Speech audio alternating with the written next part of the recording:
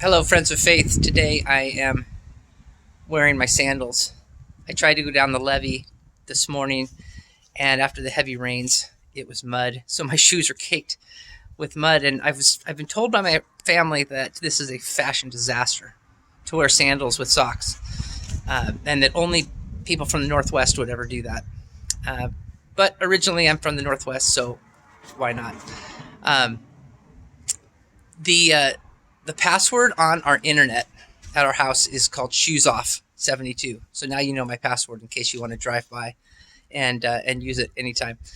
Um, Partially because we're the shoemakers, but also because we have a shoes off policy in our house. You'll see some of our flip flops by the back door that are ready when we need to go outside. And it's interesting that there's this theme in Scripture of removing shoes to show honor. One of the most well known, of course, is when Moses meets God at the burning bush, and God says, "Remove your shoes because the ground that you're walking on is holy ground." Um, and then, of course, the other most famous culminating shoe removal stories is when Jesus washes the feet of his disciples at the end of the gospel story, and uh, to show ultimate honor to his friends and to show what he was about to do for them. But in today's story in Ruth chapter 4, Boaz points out that the kinsman redeemer is about to come by and take the land, and that the way to do that is by removing a sandal and to show that you are honoring this contract or this commitment of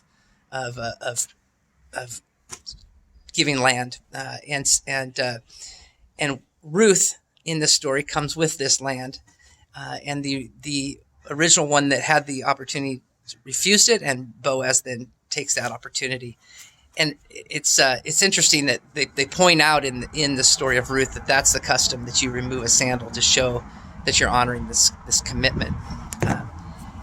And I think it's interesting. There's just one more opportunity every day we take off our shoes, and we have one more opportunity in a very everyday kind of way to recognize and to remember that all of the ground that we walk on throughout our day is holy ground, and that we have these moments that we can pay attention to honoring that commitment that we have to Christ, because Christ has first washed our feet and is committed to us in this unconditional love that God offers to us.